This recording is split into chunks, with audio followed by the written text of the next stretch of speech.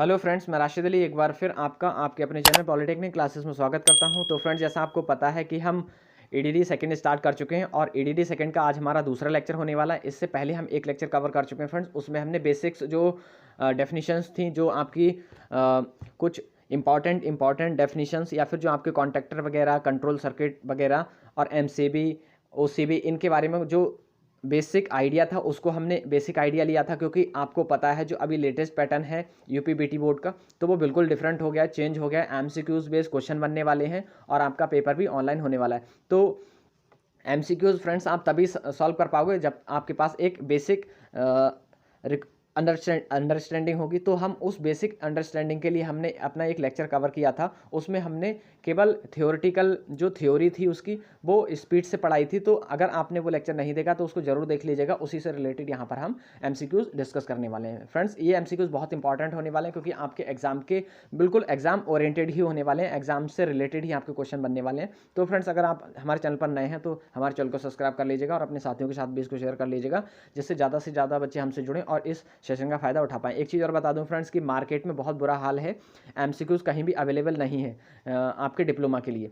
तो फ्रेंड्स, हम आपको एमसीक्यूज बेस्ड आपका पूरा कोर्स कवर कराएंगे। तो आपका कोई भी फ्रेंड किसी भी ब्रांच में है, चाहे वो इलेक्ट्रिकल हो, मैकेनिकल हो, सिविल हो, इलेक्ट्रॉनिक्स हो, तो हम इस चैनल पर अपने सारे जो हमारी ब्रांचेस है उसके सभी कोर्सेज को कवर करा रहे हैं।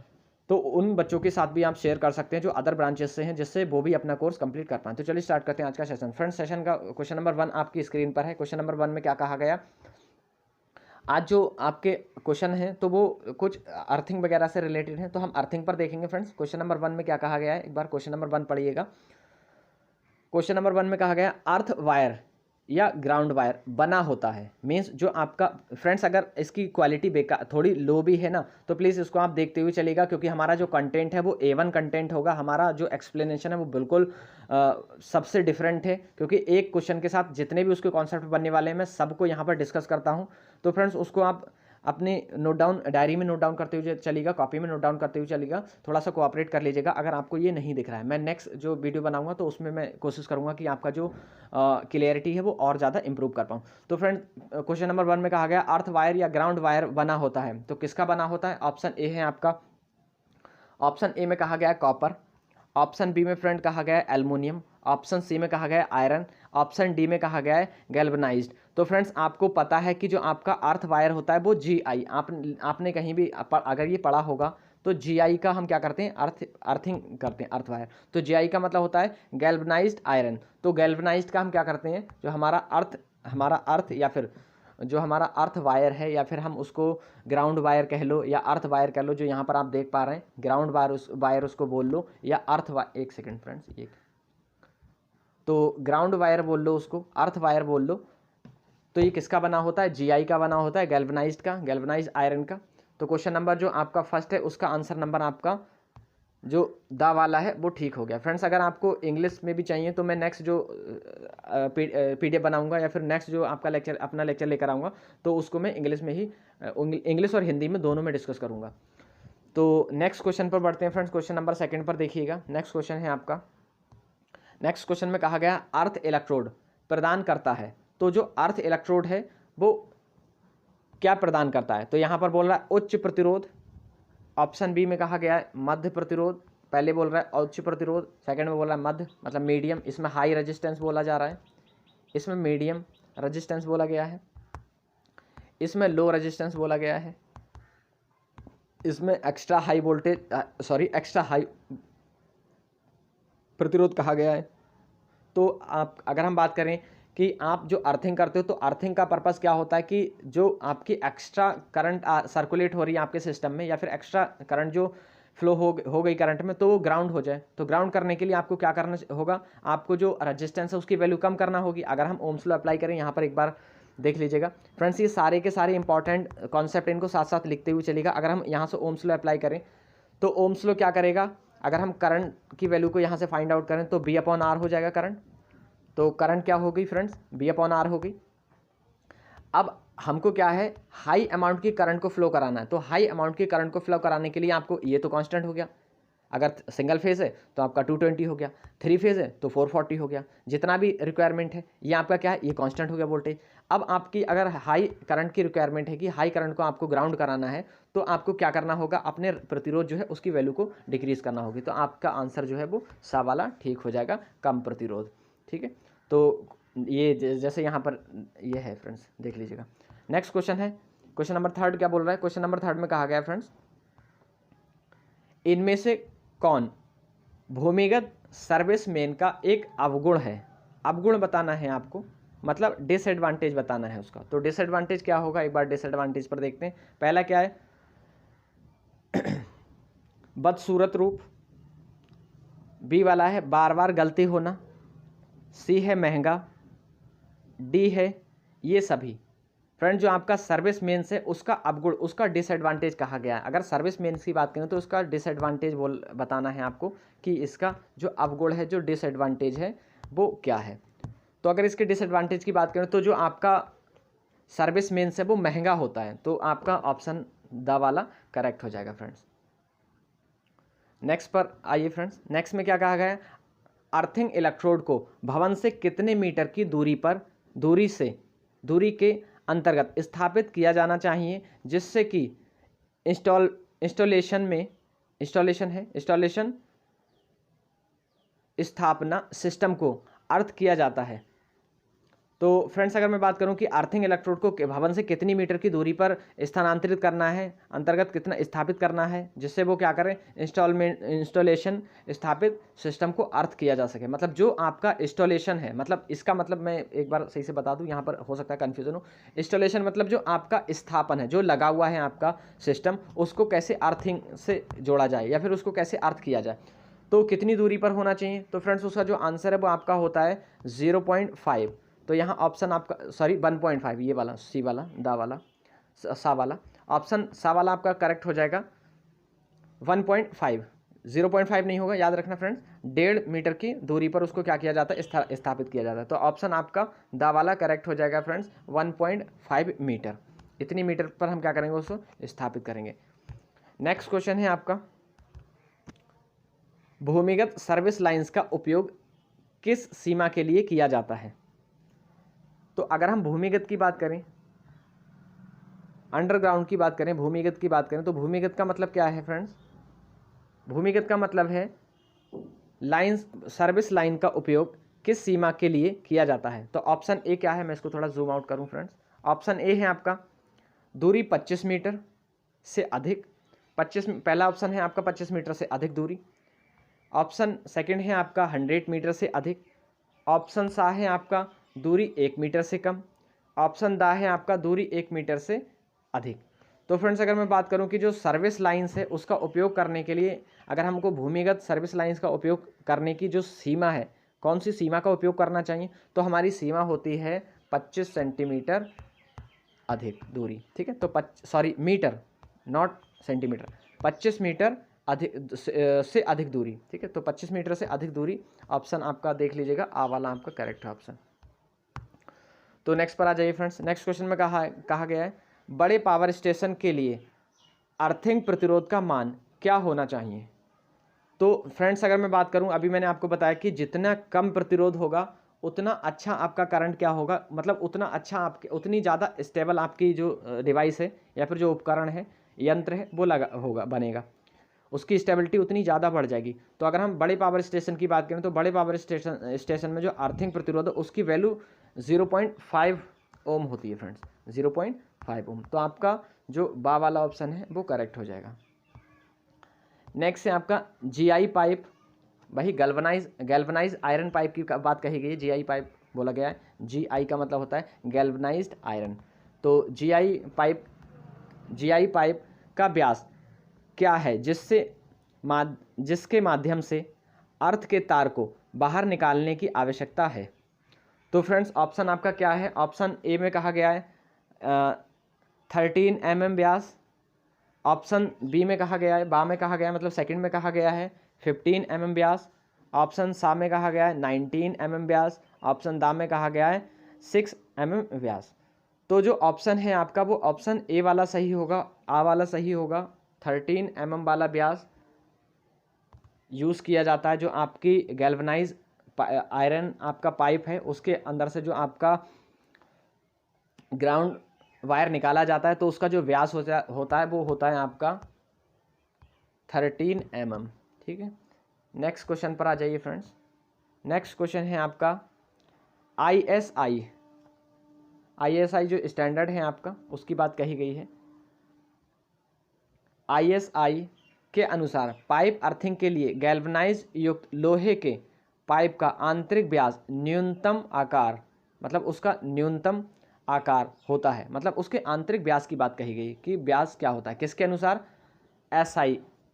ISI स्टैंडर्ड के अनुसार। तो अगर हम ऑप्शन ए पर चलें तो ऑप्शन ए में क्या कहा गया? ऑप्शन ए में बताया गया फ्रेंड्स आपको 19 mm। ऑप्शन ए में कहा गया है फ्रेंड्स 19 mm।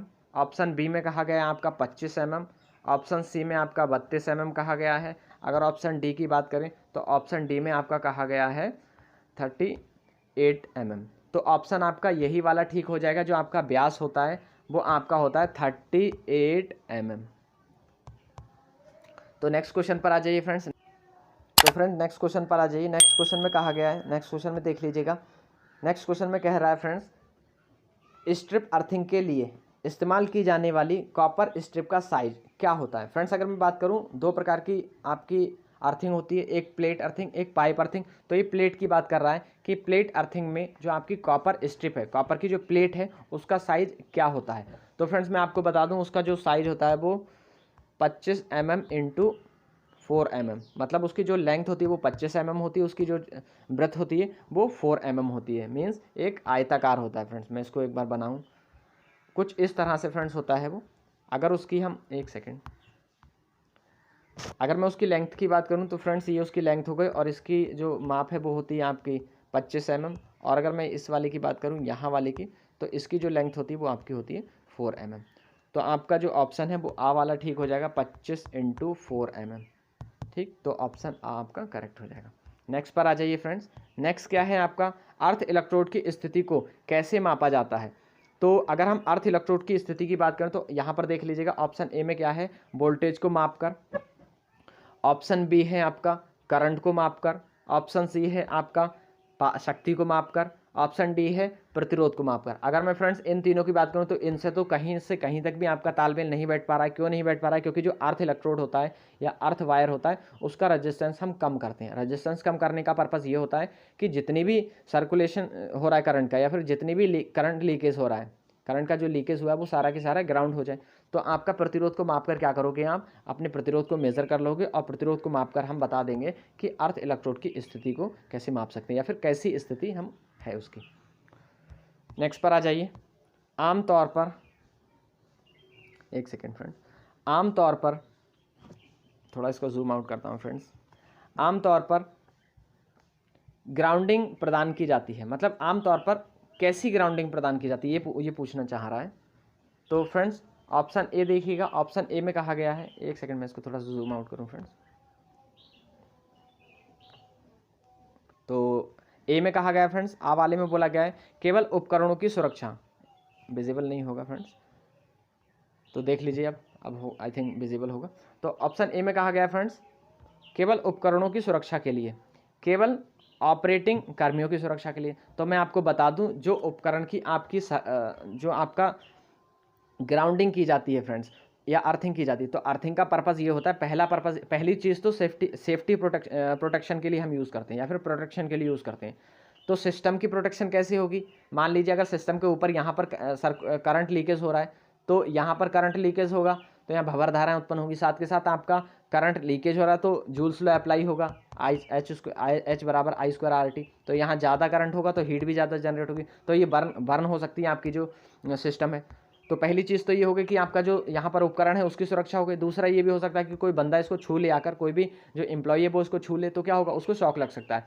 तो उस चीज़ को रिमूव करने के लिए इसको क्या करते हैं, इसको लो प्रतिरोध, मतलब लो प्रतिरोध के तार के द्वारा, लो रजिस्टिव वायर के द्वारा क्या करते हैं, इसको ग्राउंड कर देते हैं। ग्राउंड कर देते हैं तो सारी की सारी करंट क्या होती है, जो एक्स्ट्रा करंट निकल रही है या फिर जो करंट लीकेज हो रहा है वो ग्राउंड हो जाता है। इस कारण क्या होता है, आपका जो आपका उपकरण है वो भी बच जाता है, और आपका जो आप काम कर रहे हैं या फिर जो भी साइट पर काम कर रहा है वो भी बच जाता है। तो दोनों के लिए हम करते हैं इस चीज़ का यूज़। नेक्स्ट क्वेश्चन पर आ जाइए फ्रेंड्स। तांबे के अर्थ इलेक्ट्रोड प्लेट की मोटाई डैश से कम नहीं होनी चाहिए। तो जो आपकी तांबे, एक सेकेंड कहाँ गया, तो जो आपका तांबा है फ्रेंड्स उसकी बात कही गई है। तो तांबे की जो इलेक्ट्रोड है, अर्थ इलेक्ट्रोड की प्लेट है, उसकी जो मोटाई है किससे कम नहीं होनी चाहिए। तो ऑप्शन ए है आपका 3.0 mm, ऑप्शन बी है आपका 3.15 mm, ऑप्शन सी है आपका 6.0 mm 00 mm, ऑप्शन डी है आपका 6.3 mm। तो जो आपका कॉपर वायर का इलेक्ट्रोड बनाया हुआ होता है उसको उसकी जो मोटाई है वो 3.15 mm से कम नहीं होनी चाहिए। इतनी होनी चाहिए या इससे ज़्यादा होनी चाहिए, पर इससे कम बिल्कुल नहीं होनी चाहिए। ठीक है, तो ऑप्शन आपका बा वाला करेक्ट हो जाएगा। नेक्स्ट पर आ जाइए। जिन कारकों पर मिट्टी प्रतिरोध निर्भर करता है, मतलब जो सॉइल का प्रतिरोध है वो बात कही गई है। बहुत अजीब सी इसमें लैंग्वेज है फ्रेंड्स, अगली बार मैं इसको करेक्ट करूँगा, थोड़ी सही से लिखूँगा। बोला गया है जो आपकी सॉइल का प्रतिरोध है, सॉइल का जो रेजिस्टेंस है फ्रेंड्स वो किस पर निर्भर करता है। तो ऑप्शन ए लिखा हुआ है आपका इलेक्ट्रोड की गहराई पर, मतलब कितनी गहराई है उस पर। नमी बोले तो मॉइस्चर पर। सी है जो आपका नेक्स्ट है सी वाला ऑप्शन, वो है NaCl मतलब नमक पर। नेक्स्ट बोल रहा है उपयुक्त सभी या उपयुक्त सभी, ऑल ऑफ द अबव। तो ऑप्शन आपका ऑल ऑफ द अबव हो जाएगा, दा वाला ऑप्शन आपका सही हो जाएगा, क्योंकि आपकी जो सॉइल का प्रतिरोध है वो आपके इलेक्ट्रोड पर भी निर्भर करेगा, उसकी गहराई पर भी निर्भर करेगा, नमी कितनी है मॉइस्चर पर भी निर्भर करेगा, और आपका जो सॉल्ट है उस पर भी वो निर्भर करने वाला है। Next question friends, next question है आपका GI पृथ्वी प्लेट, मतलब इसका मतलब है जो GI पाइप होता है, जो GI प्लेट अर्थिंग है उसकी विशेषता पूछ रहा है। विशेषता क्या है, तो उसकी विशेषता क्या होती है। अगर उसकी लंबाई चौड़ाई ऊंचाई की बात करें तो लेंथ उसकी 60, उसकी ब्रेथ भी 60, उसकी जो मोटाई होती है वो 3 होती है फ्रेंड्स, तो सॉरी 6। तो यहाँ पर देख लीजिए कौन सा ऑप्शन है। ऑप्शन आपका बा वाला करेक्ट हो गया। 60 सेंटीमीटर लंबी, 60 सेंटीमीटर चौड़ी और 6 mm मोटी। नेक्स्ट क्वेश्चन पर आ जाइए फ्रेंड्स। नेक्स्ट क्वेश्चन में कहा गया है सर्विस मेंस के लिए कौन सा IE नियम लागू है। तो IE ने जो नियम बनाए हैं तो उसको जान लेते हैं फ्रेंड्स कि IE के कौन से नियम मतलब जो आपका सर्विस मेंस है उसके लिए उपयुक्त हैं। तो आपको पता है कि नियम 30 भी है, उसमें 33 भी है, 77 भी है।